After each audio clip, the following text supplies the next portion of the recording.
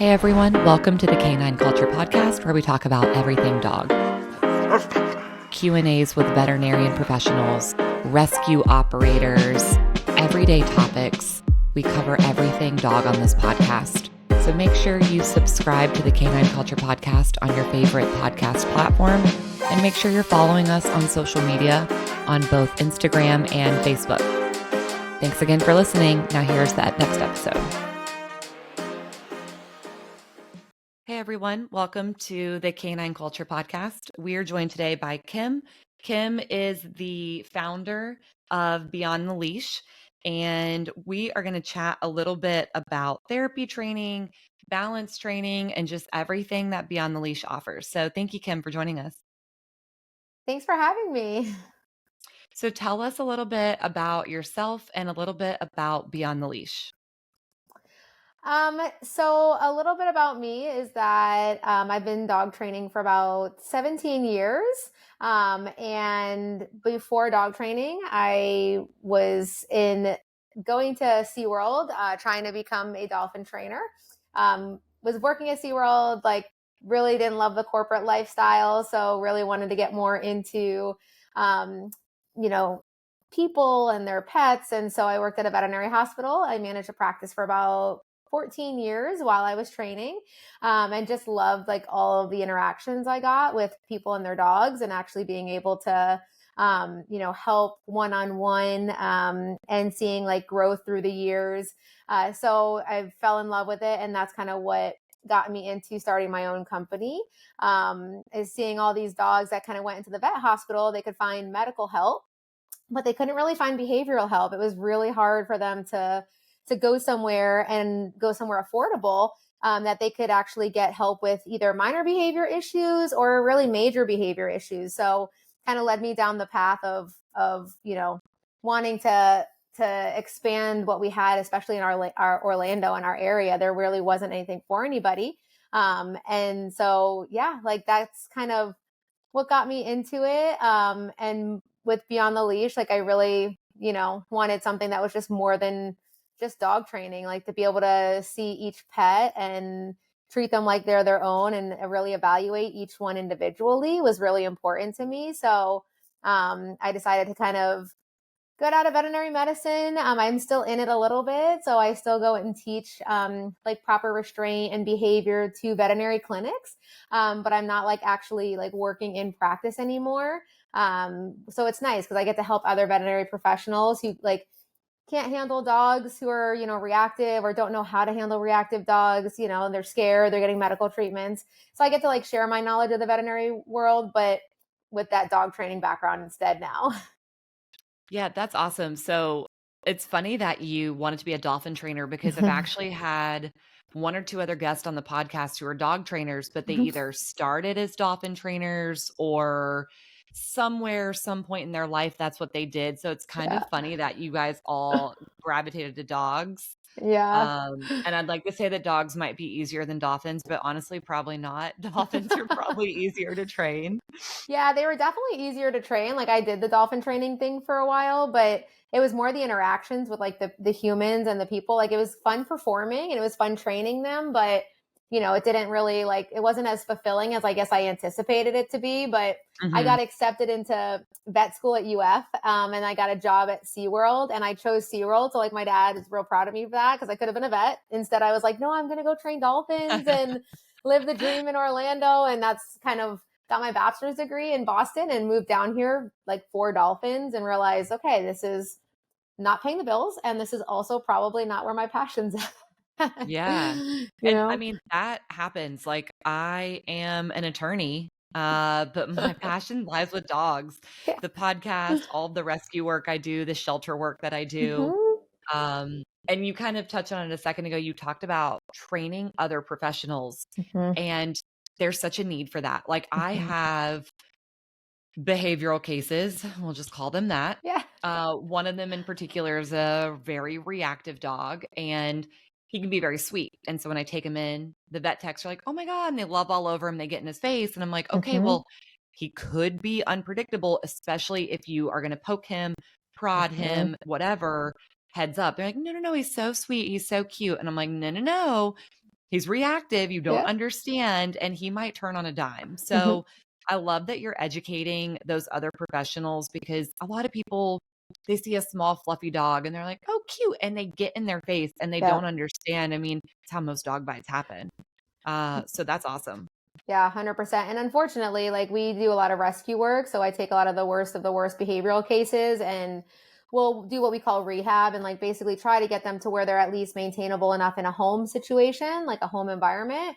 But a lot of them have like a 2 to 3 bite history. And unfortunately, a lot of the times it's not the dog's fault, but one more bite and they're on the euthanasia list or they're in animal control. And, like it's important for us, like, to have a bite happen at the vet. Like it's so, you know, we can at 100% prevent that, and that doesn't Mhm. have to be one of the bites that they have to experience too. So we try to prevent them as much as we can, and just trying to get out there to all the professionals at least, and then even to clients, one-on-one if they have um behavior cases themselves, like just teaching them awareness and teaching them avoidance and all the best behaviors to also make the dog happy too, like they're biting for a Mhm. reason, so figure out the reason behind it and try to avoid it.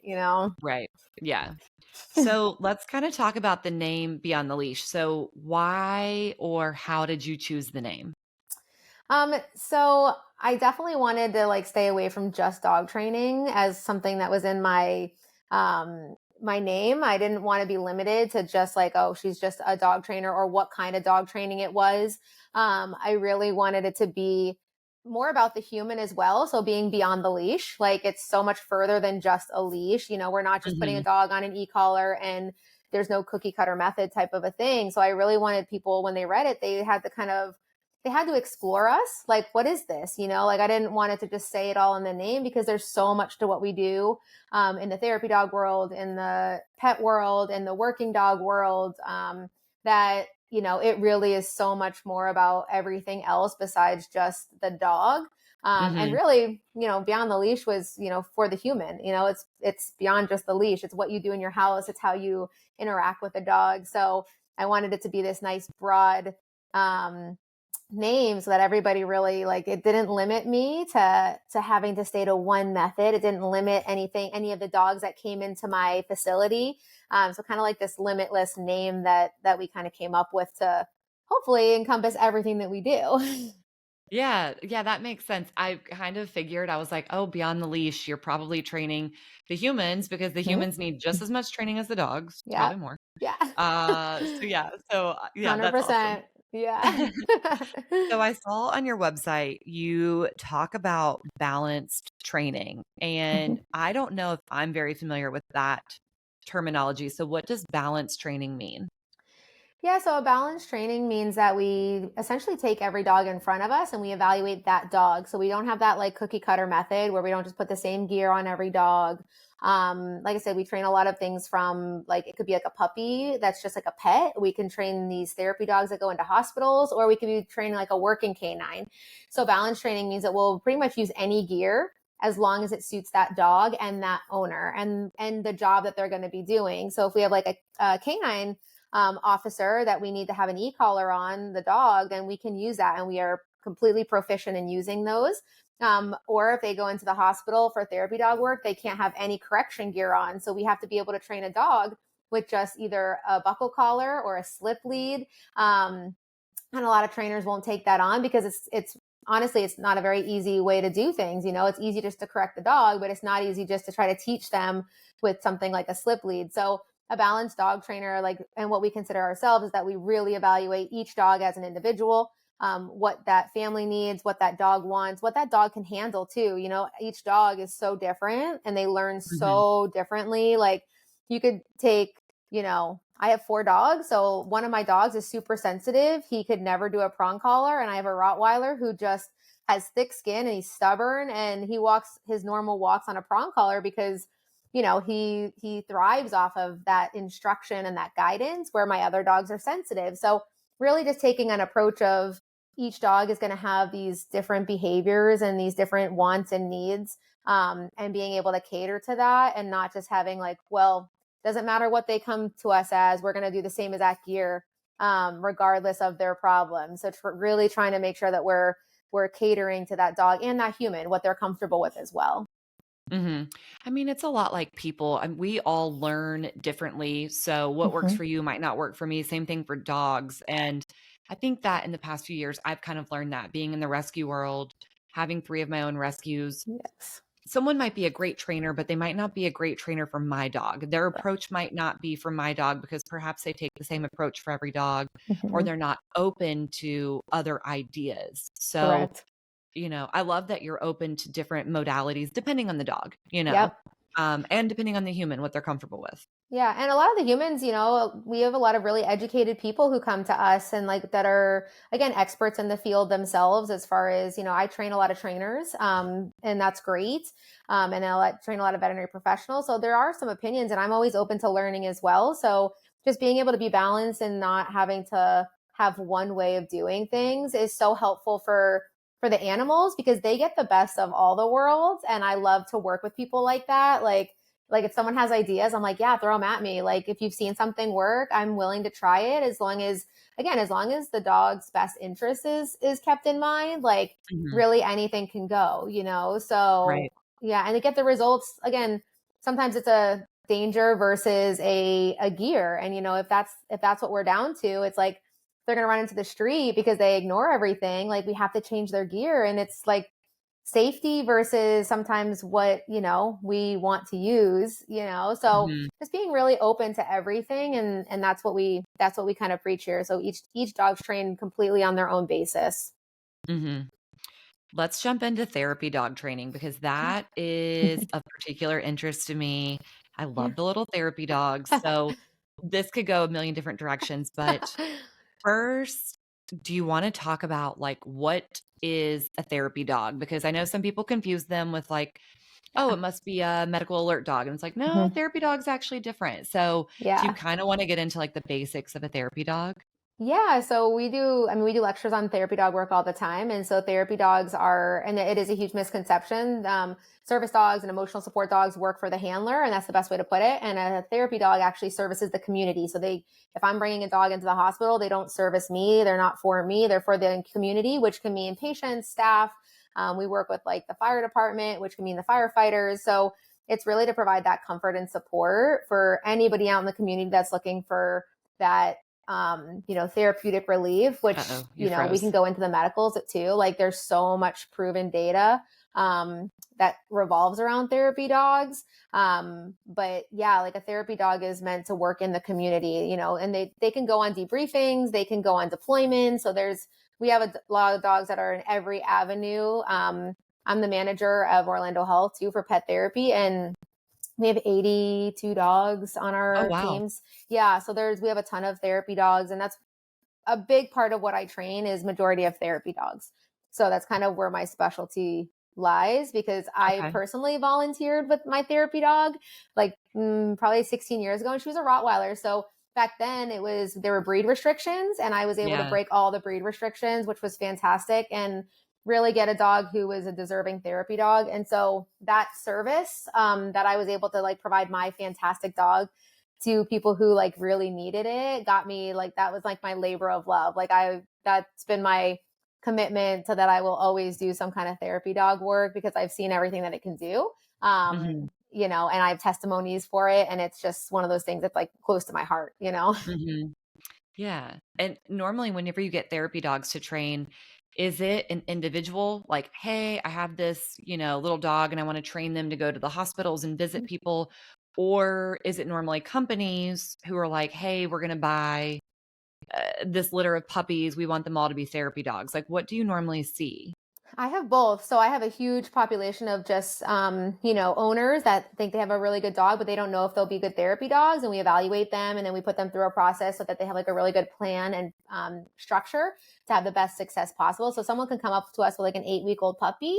I have one here next to me, a little Frenchie, but like they'll come up to us with a Frenchie and they'll kind of be like, okay, like what's the plan? Like what do we need to do so that by the time it's a year old, we have the best chance of certifying with it. So we have a lot of dogs like that, which is just personally owned dogs. And then we work with like Orange County Fire Department and stuff like that, who like, okay, we're going to purchase 2 dogs and we want you to train them and have them be in service for us. And they're owned by the organization, they're owned by the county, they're owned by a company. So We get both. We get both requests, but really, I mean, we set the programs for a lot of the organizations, which is really nice because it's I've been doing this for so long that we get to kind of have like that, we call it like best practices, right? The best standards of what a therapy dog should really look like. Hmm. And it's really nice to be able to produce that for like for the community. And if originally therapy dogs were kind of like one of those things that started just in like nursing homes and things like that. But Hmm. at this point, I mean, like I said, fire departments, Disney, Amazon, like all of these corporations are really seeing such a huge benefit to giving them for their staff and their team members that it's grown exponentially since COVID, pretty much. Hmm. And what does the therapy dog training entail? Like, not the ins and outs, but let's say I come to you, you do an evaluation, you're like, oh, I think this could work. Mhm. How long is that process? And is it kind of ongoing? Like, are there not continuing education because Yeah. dogs don't take CEs, but do they have to kind of take classes down the road or like what does that look like? Yeah, there actually is CE. Like they have to retest every either year or every 2 years. Oh, So because wow. a Okay. dog, yeah, because a dog can change from like when they're 1 years old to like 10. So we do absolutely do check-ins. They have to reevaluate, they have to recertify. So we do have check-ins every year. And some organizations have us do check-ins every 3 months because they want to make Oh, sure these wow. dogs are like on the top of their game. Yeah. If someone came with me with like an 8-week-old puppy, they can't certify till they're a year old. So we basically have Hmm. like puppy class, obedience class. We have like the levels that they have to go up through obedience wise. But if you just came out to me with like a 3-year-old dog that you wanted evaluated, if they're pretty good fit, we normally put them through like a canine good citizen test with AKC. If they pass that, then we put them into a therapy dog test, which is 6 weeks. And at the end of that, we start to get them into the certification process where they're actually certifying with a national organization or us. And that way they can get out and get deployed through Beyond the Leash for whatever organization they're wanting to go and serve. So we kind of have the insurance coverage to make sure that everybody's safe, but it also shows the organizations that they've done the training, they've done the work. Like it's not just every dog that gets certified either. We might have a class of potentially 10 therapy dogs and maybe 3 of them get certified right away. The other ones Okay. will kind of go on to continuing training and like detailed training, or they'll have to retake the class a couple times, and because it's a job for them. So the dog has to learn the job. And if they've never done the job, just like you or I, it takes a while to figure out what the job is and to be proficient at it. So we Hmm. never like rush a dog into it. And we can start them out slow and then get them into more what we call complex visits, which are like the harder, more deep, visits that they have to take on all that emotions. But yeah, there's so many levels of it that we can normally get a dog through it, within a couple months. Okay. And when a dog goes on a therapy visit, and it's going to look different, of course, depending on where they go, are they normally being just kind of like pet? Are there some dogs, maybe you just kind of see them walk through the hallways? Like, what does a therapy visit look like? Because I've never experienced one. I wish I had therapy visits. Hmm. If someone could bring a therapy dog to my house and maybe Yeah. visit my 4 dogs and be like, hey, look how good this dog is. Right. But like, what does that look like for people who get to experience it either at a corporation or a hospital or a nursing home or whatever it might be?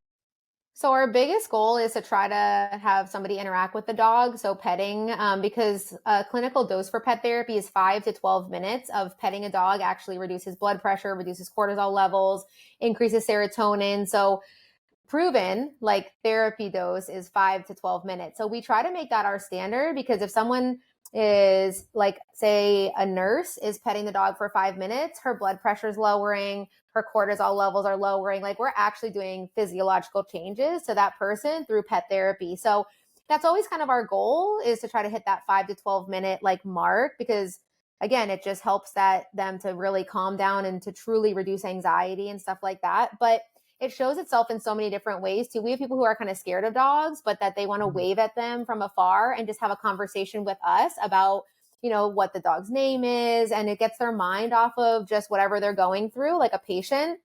Um, we also will have, like I said, if we go to a fire department and we do like a debriefing, sometimes they'll just lay on the floor and the dogs do what we call deep pressure therapy, which means like if somebody's, they can sense if someone's heart rate is up or their blood pressure is up or they're kind of off or they have anxiety.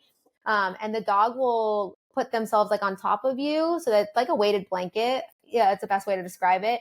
Mhm. And they'll give that deep pressure therapy, which is, increasing the therapeutic dose that they're getting. So it really can have this wide range from a wave and like a smile from one of the handlers. We really focus on handlers too, because, you don't want some grumpy handler walking through the hospital. Like we have to be Right. smiley and just welcoming in case they don't want to see the dog, but they just want a distraction. Um, to that therapeutic dose, and then to the when you're really doing deep therapy that someone wants the dog on top of them, they're really embracing the dog, they're feeling all those emotions. So it can vary so quickly too. We walk through a hospital and it can go from somebody waving to somebody like throwing themselves on the dog practically because they're just in need of that like hug. And Mhm. so the dogs have to kind of be prepared for those fluxes and those different situations. Yeah. So, and you already jumped to my next question of Oh, with sorry. benefit. So, no, that's perfect because lowering your blood pressure, lowering cortisol Mhm. levels, helping anxiety. Yep. Um, any other like benefits that you can think of? Yeah, I mean, increasing the serotonin. We also did a bunch of studies where with the loneliness that was happening after COVID and isolation, that we couldn't be within 6 feet of these people, but the dogs could. So really getting rid of that isolation feeling, which was really important. Like, and what we didn't realize were there are so many team members, like, especially at Disney and stuff like that, that actually um, didn't have any of that human touch or didn't have a dog at home, that when we would bring a dog through, it was like the first thing that they've touched or hugged for like a year. And we didn't realize it was that Mhm. bad.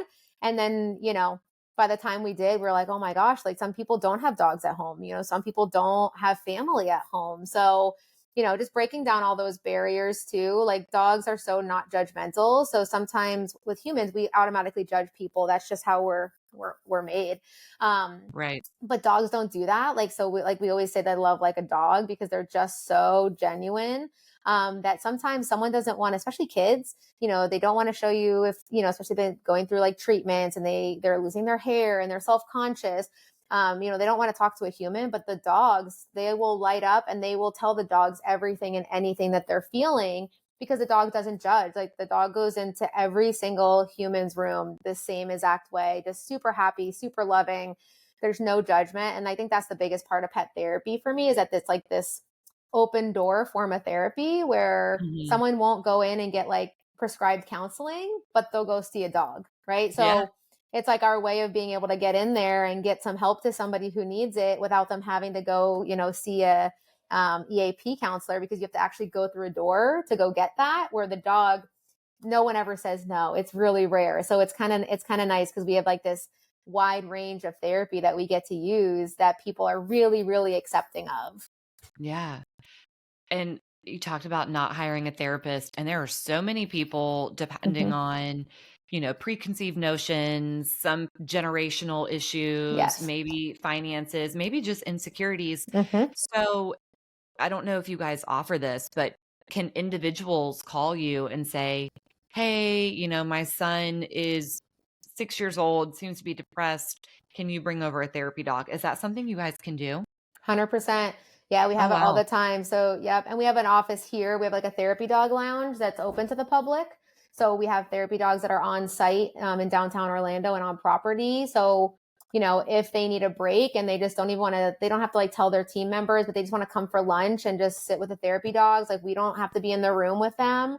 Um, but they can come and just like get pet therapy whenever they need it. And that's, something that the community has access to. And then, yeah, if somebody calls us, we get calls for like senior citizens who just like, they need some stimulus, they need mental stimulus, they need touch, they need to do all those. We'll go into and do a home visit. Yeah, really, again, anywhere where the community is lacking those interactions, or they can't have a dog of their own. Lots of first responders, because they work shifts that they can't just have a dog when they're gone for 12 Right. hours. And so we cater to them a lot because those are the people who have really hard jobs. They're really mentally drained. And so when they call us, we go out. Like we show up at the door, and we have a foundation, so it's usually no charge to them. We really try to make sure that that's something that we are, providing, that they have access to, because again, they don't Yeah. think about it as therapy. They think about it as, I Right. want the dog to come be pet. And so And they don't even have to have a conversation with me. They can just sit there and love on the dog for an hour and totally happy with it, so whatever they need. Yeah, you guys are doing amazing work in Orlando. I don't know how Thanks. many other cities have that, but gosh, it's necessary everywhere. It Yes. really is. Yeah, for sure. We have a lot of people from other states too that we're trying to start more outreaches with our foundation and hopefully be able to get, the kind of same therapy dog caliber in these other cities. And we're definitely working hard for it. But yeah, it's the need is there's a lot, it's helping mental health, it helps physical health. Like I said, nobody usually denies petting a dog. So it's really an easy Mhm. form of therapy. Yeah, for sure. So tell everyone where they can find you guys, your website, social media. If you want to drop the address for anyone in, near, or around the Orlando area, drop all of that. Oh, that's awesome. Yeah. So most of the information can be found on our website is beyondtheleash.dog. And there's links to pretty much everything on there from our therapy dog lounge. Like if you're just kind of like, how do I get involved with that? Even if you want to get involved yourself. So you think you might have a great dog that you don't know could be a therapy dog or just need some training. The website's probably your best resource because it has all of the information as well as like our contact information on there. You can also find us on Instagram at Beyond the Leash, so beyond_the_leash. On Facebook, Beyond the Leash. And that kind of goes with both our foundation right now and our dog training. They both kind of link and you can go your separate ways and find them. And then if you want to follow me personally, I post a lot of things about basically just trying to help dog owners and trying to help the community with, if you need to outreach for like your office or like, you're like, what, I think my company could really benefit from pet therapy. I'm always happy to have a conversation with you and see what we can do and surprise your staff or, just provide that if you're in the area or even if you're not in the area. We go to Tampa all the time and stuff like that. And that you can kind of do on my personal, Instagram, which is btl.dogtrainerkim. And that's just like a really easy way. Like I said, I'm the only one on that. It's full conversations with me. And if you need help with your dog, like if you're really frustrated, we do a lot of, rescue work too. So if you've turned a bunch of places and you don't know where else to turn, I'm happy to have conversations about like resources, even if it's in your area and it's not in mine. Definitely happy to help you on my personal Instagram as well. Awesome. Well, thank you so Yeah. much, Kim. We appreciate you being on. You're welcome. Thank you guys so much. I appreciate it. Thank you for tuning in to the Canine Culture Podcast. Please make sure you subscribe to the Canine Culture Podcast on your favorite podcast platform and make sure you're following us on social media. If you have any recommendations, any topics that you'd like to hear, if you know of any guests that would be good for the show, or if you yourself want to be a guest, please reach out to us. Send us an email at canineculturepodcast@gmail.com or send us a direct message on social media. Thank you for listening, and please share this with any of your dog-loving friends.